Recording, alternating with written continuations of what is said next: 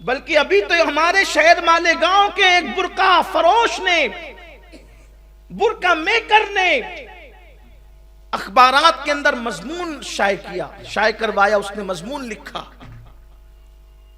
مضمون کا خلاصہ یہ ہے کہ ہمارے شہر کے برقع فروش کے پاس جو لڑکیاں یا اس کا نمائندہ برقع سلانے کے لیے لے جاتا ہے، وہ 31st نائٹ سے پہلے برقعے کا مطالبہ کرتا ہے. اور ان کا کہنا یہ ہے، اس برقع فروش کا کہنا یہ ہے کہ یہ سلسلہ برسوں سے چل رہا ہے. اب یہاں پر کہنے کی بات یہ ہے، دو چیزیں ہیں.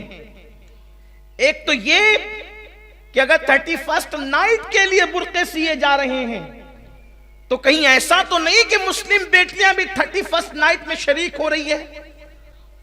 اگر یہ صورتحال ہے تو پھر چلو بھر پانی میں ڈوب مرنے کی بات ہے. کیونکہ جس مذہب نے عورت کو نماز پڑھنے کے لیے جماعت کے ساتھ مسجد میں جانے سے روک دیا فتنے کی وجہ سے، اصل حکم تو یہی ہے، اصل حکم دور رسالت سے یہی ہے کہ عورت مسجد میں جا سکتی ہے.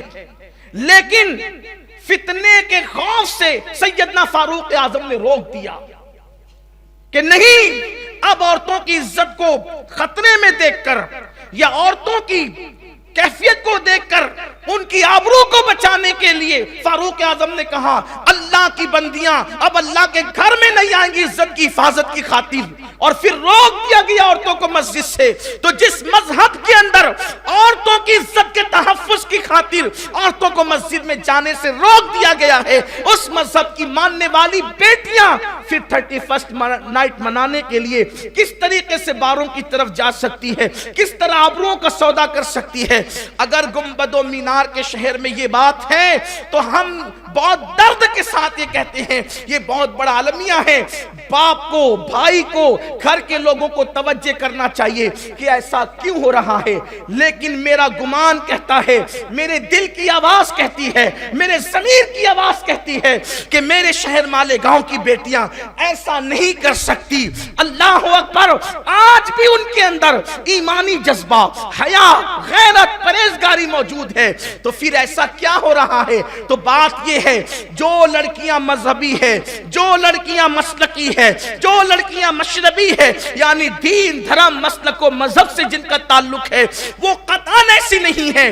بلکہ وہ لوگ جو جرائم پیشہ لوگ ہیں، وہ برقعے کو بدنام کرنے کے لیے، یا جو مشرکین ہیں، جو لوگ جن کا اسلام سے تعلق نہیں ہے، وہ لوگ برقعے کو بدنام کرنے کے لیے جب زنا کی اڈوں پہ جاتے ہیں تو برقعے پہن کر کے جاتے ہیں. جب وہ زنا کی اڈوں پہ جاتے ہیں تو برقعے کے ساتھ جاتے ہیں. اس کی وجہ یہ ہے کہ ایک تیر سے دو شکار ہو جائے، ایک تو ان کا چہرہ بچ جائے اور دوسرا یہ کہ برقع پہننے والی بچیاں بدنام ہو جائے. اب ایسی نازک صورتحال میں برقعے والی کی عزت بھی بچ جائے اور یہ جرائم پیشہ لوگ بے نقاب ہو جائے تو اس کے لیے کرنا کیا چاہیے؟ کیا نیک بچیاں برقع چھوڑ دیں؟ کیا نیک بچیاں برقع ترک کر دیں؟ نہیں نہیں، برقع ہم ترک نہیں کر سکتے. پھر کیا کریں؟ اس کا طریقہ سب سے خوبصورت جو میرے ذہن میں آتا ہے وہ یہ ہے کہ پھر ہم یہ برقع نہ پہنے، میری بیٹیاں یہ برقع نہ پہنے، میری بہنیں یہ برقع نہ پہنے، بلکہ جو مدنی برقع ہے، جو مصطفیٰ جان رحمت کے دور میں پہنا جاتا تھا، وہ برقع بچیاں پہننا شروع کر دے تو آوارہ لڑکیوں میں اور کنیزان فاطمہ کے اندر دونوں میں فرق ہو جائے گا. آپ کہیں گے یہ مدنی برقع کون سا ہے، مدینے والے کی تہذیب کے مطابق برقع کون سا ہے؟ تو ام المومنین حضرت عائشہ صدیقہ رضی اللہ تعالیٰ عنہ فرماتی ہے کہ حضور کے دور میں جو برقع پہنا جاتا تھا وہ انتہائی بھدا برقع ہوتا تھا. عورتیں جب چلتی تھی تو ایسا لگتا تھا کہ جیسے ان کے سروں پہ کوے بیٹھے ہوئے ہیں، اور اتنا ڈھیلا ڈھالا ہوتا تو اس پہ کوئی ڈیزائن نہیں ہوتی تھی، اس پہ کوئی رنگ روگن والا معاملہ نہیں ہوتا تھا. یعنی کہ یہ جو ڈیزائن والے برقعے یہ سب نہیں، بہت سادہ سمپل برقع ہوتا تھا. بلکہ آج سے 900 سال پہلے امام غزالی نے فتویٰ دیا تھا کہ ڈیزائن والا برقع پہننا ناجائز ہے. سمپل برقعے پر آ جائیں شریف لڑکیاں اگر آبرو بچانا چاہتی ہیں. تو پھر یہ فرق ہو سکتا ہے کہ چونکہ جرائم پیشہ لڑکیاں تو یہ سیمپل برقع نہیں پہن سکتی، جیسے جرائم پیشہ لوگ سنت رسول کے سانچے میں نہیں ڈھل سکتے. آپ دیکھ لیں جرائم پیشہ لوگ داڑیاں رکھ لیتے ہیں لیکن سنت کے سانچے میں نہیں ڈھل پاتے ہیں. تو اسی لیے پھر فرق ہو جاتا ہے کہ اصل غلام مصطفیٰ کون ہے، جرائم پیشہ لوگ کون ہیں. تو اسی طریقے سے برقعے میں بھی ایک پہچان بنا لی جائے. برقعے سیمپل ہو، بڑا بھدا کپڑا، یہاں تو قیمتی سے قیمتی کپڑا ہوتا ہے، ایک دم سیمپل کپڑا. عزت ہی بچانا. میں کہتا ہوں اگر سیمپل کپڑے میں عزت بچتی ہے تو وہ ڈیزائن والے کروڑ روپے کے برقعے سے بہتر ہے، کیونکہ عزت سے بڑھ کر کوئی چیز نہیں. ہم مذمت کرتے ہیں اس کی 31st نائٹ کو جو برقعے کا مس یوز ہو رہا ہے. میں پھر کہتا ہوں مسلم بچیاں میری قوم کی اتنی بے باک نہیں ہے، کیونکہ مجھے یقین ہے ان کی آبرو پر اور ان کی حیا پر.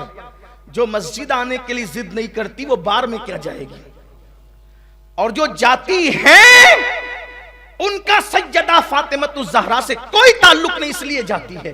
ورنہ جو کنیز فاطمہ ہوگی وہ تو مر جانا پسند کرے گی لیکن کبھی بار میں جانا پسند نہیں کرے گی. اس لیے ہمیں بھی تھوڑا سا دھیان رکھنا پڑے گا، ہمیں بھی تھوڑی توجہ کرنی پڑے گی. ہر نوجوان کی جتھے اپنے محلے میں بیٹھ کر نظر رکھے کون کہاں آتا ہے کون کہاں جاتا ہے. تھوڑا سا اس پر صرف نماز روزہ پڑھ کر کے اپنی ذمہ داری پوری نہیں ہوتی.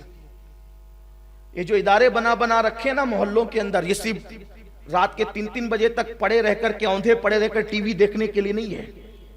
یہ جو محلے کے ادارے کلبے ہیں نا، ان کو اپنا کام کرنا چاہیے. یہ بیٹھے محلوں کے اندر اور نظر رکھے کون کہاں جا رہا ہے، اور اگر کسی کے قدم غلط طرف اٹھتے دیکھے تو اس کے ماں باپ کو تنبیہ کریں. اگر محلے میں رہنا ہوگا تو مصطفیٰ جان رحمت کے قانون کے مطابق زندگی گزارنا ہوگا. اور مصطفیٰ جان رحمت کا قانون کیا ہے؟ کسی ملک کے خلاف قانون نہیں ہے. مصطفیٰ جان رحمت کا قانون ہے عورت کی عزت کی حفاظت، ایک دوسرے کی عزت کی حفاظت، ایک دوسرے کے وقار کی حفاظت، حلال روزی، یہی ان کا قانون ہے. واللہ کوئی سچا ملک مصطفیٰ جان رحمت کے قانون کا کبھی مخالف نہیں ہو سکتا، اس لیے کہ ان کا قانون تو پوری کائنات کے لیے اور اتنا خوبصورت ہے. صبح اٹھنا جلدی اٹھنا ان کا قانون ہے، پورا لباس پہننا ان کا قانون ہے، غریبوں کی جھولی بھرنا ان کا قانون ہے، مسکرا کر لوگوں کے دل جیتنا ان کا قانون ہے، لوگوں کا بوجھ اٹھانا ان کا قانون ہے، خود بھوکے رہ کے دوسروں کو کھلانا ان کا قانون ہے، خود پیٹ میں پتھر باندھ کر دوسروں کو عطا کرنا ان کا قانون ہے، غریبوں کو مالا مال کرنا ان کا قانون ہے، بیٹیوں کی آبرو بچانا ان کا قانون ہے، بیٹیوں کے سر پہ شفقت کا ہاتھ رکھنا ان کا قانون ہے، بیٹی آ جائے تو استقبال کے لیے کھڑے ہو جانا ان کا قانون ہے. یہی سب تو ان کا قانون ہے، اور کیا ہے؟ بلکہ ان کا قانون تو یہ کہ تیری سیرت تیری صورت زمانے سے نرالی ہے، تیری ہر ادا پیارے دلیل بے مثال. اگر میری بہنوں تک یہ پیغام پہنچ رہے تو ان سے بھی کہتا ہوں اگر کوئی اس بلا سے سرشار ہے، اگر کوئی اس بلا میں سرشار ہے اور اس بلا سے سرشار ہے تو اس سے کہتا ہوں خدا کے لیے جوانی میں رنگ ریلیاں مت کرو. ایک دن اس بدن پہ جھریاں بھی پڑنی ہے، ایک دن یہ بدن قبر میں بھی جانا ہے. اگر کوئی اپنے حسن کی نمائش کرنے کے لیے اور حسن کو روکڑا کرنے کے لیے تیار ہے تو اس کو معلوم ہونا چاہیے کہ اللہ کا عذاب بڑا سخت ہے. ان بطش ربک لشدید، تیرے رب کی پکڑ بڑی سخت ہے. اور جن مردوں کی طرف زیور اور دولت اور بائک پر گھومنا اور پارکوں میں گھومنے کی لالچ میں اگر کوئی قوم کی بیٹی کسی کا ہاتھ پکڑ کر جا رہی ہے تو اس کو معلوم ہونا چاہیے کہ مردوں کا حال گلستان کے بھوروں سے بھی زیادہ خود غرض ہے. بھورا ایک مرتبہ پھول کا رس چوس کر کے جب بھاگ جاتا ہے تو دوبارہ کبھی ادھر کا رخ بھی نہیں کرتا. یہی حال مردوں کا بھی. اگر کسی نے کہہ دیا کہ میں تم سے پیار کرتا ہوں تو وہاں ڈھیر ہو جانا. یہ کوئی عقل مندی اور دانش مندی نہیں ہے. اے قوم کی نادان بیٹیوں، اگر کسی کے ایک جملے پر کہ میں تجھ سے پیار کرتا ہوں ڈھیر ہو جانا سب سے بڑی غیر دانش مندی کا کام ہے، کیونکہ وہ ایک ہی جملے پر آپ کا پورا رس نچوڑنے کے لیے تیار ہے. آپ کی جوانی لوٹنے کے لیے تیار ہے، آپ کی آبرو لوٹنے کے لیے تیار۔ اس سے سوال تو کرتی کہ اگر واقعی اس کے دل میں اتنا درد بھرا اور پیار بھرا دل ہوتا تو وہ اپنی دودھ پلانے والی ماں سے پیار کیوں نہیں کرتا؟ وہ انگلی پکڑ کر چلانے والے باپ سے کیوں پیار نہیں کرتا؟ وہ دودھ شریک بہن سے کیوں پیار نہیں کرتا؟ جو بدبخت اور کم بخت اس قدر ہوس پرست ہو کہ وہ اپنی دودھ پلانے والی ماں سے پیار نہ کر سکے، وہ تم سے کیا پیار کر سکے گا؟ اس لیے خدا کے لیے اپنی حد میں رہو۔ اسلام سے بڑھ کر کسی کا کوئی خیر خواہ نہیں ہے، اسلام سے بڑھ کر کے کوئی تحفظ فراہم نہیں کر سکتا، اسلام سے بڑھ کر کوئی آبرو کو تحفظ نہیں دے سکتا۔ اس لیے اگر کوئی برقعے کو بدنام کرنا چاہتا ہے تو انشاءاللہ ہم برقعے کو تو بدنام نہیں ہونے دیں گے۔